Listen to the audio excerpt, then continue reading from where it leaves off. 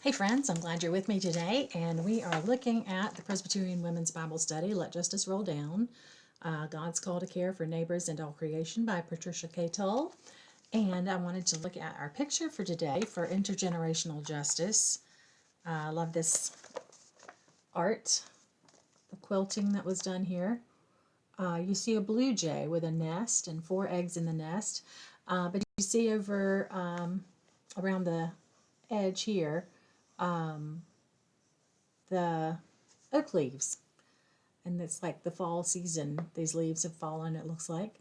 But the idea is that the blue jay loves to live in an oak tree. It finds it easy to nest and provides for the nest and the birds. And likewise, the birds then take the acorns and spread them far and wide as they fly, thus creating new oak trees. And so seems like a symbiotic relationship. They provide for each other and increase the intergenerational possibilities. So one bird has babies in the tree and then carries the acorn somewhere else to create a new tree, and on and on and on. So what we're talking about today is intergenerational justice, and I wasn't sure what that was, but after reading the lesson, basically it's talking about how we can look at the past but not change things that are already done. But if we try to anticipate what's coming in the future, we can make a change. And so the idea that our parents kind of laid the groundwork for where we are today, and our grandparents, just like we are laying the groundwork for where our children and grandchildren will be in years to come. And so intergenerationally, we're challenged to make good choices for those coming after us. So the lesson today talked about Second Kings. We had a run of terrible kings in Israel and Judah. But this talks about Judah in particular, which was the southern kingdom. And Babylon comes and eventually ransacks the southern kingdom and takes all the good people, the craftsmen and the strong warriors and all those people, and leaves all the poor and undesirable folks in the homeland. And so all the people who are very good for the society have been taken away into exile. So this is a hard time. This is where they end up because of a series of bad kings. And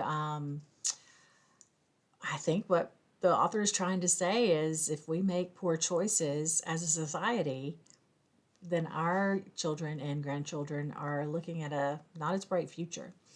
And so we have to do our part. We need to do our part. We need to appreciate young people who are advocating for the issues of justice here in our day and time. And we need to do our part as far as what we can, recycling and being aware of what's going on and promoting awareness and being excited to do things to help our earth fare better than if we just take advantage of all the resources she offers. So basically, that's the lesson for today, and I think that you can have some conversation about that. They did ask some questions in the back.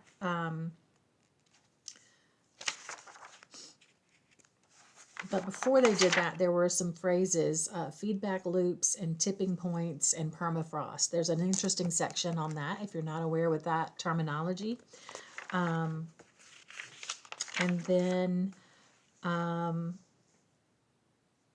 there are the discussion questions on page 92. So I hope you'll take a look at those.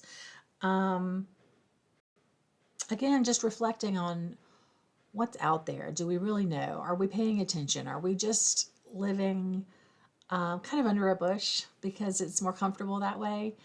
Or are we looking and being aware and trying to implement plans for a better tomorrow? And that's what our study is all about. I'm going to close in prayer. It's on page 92.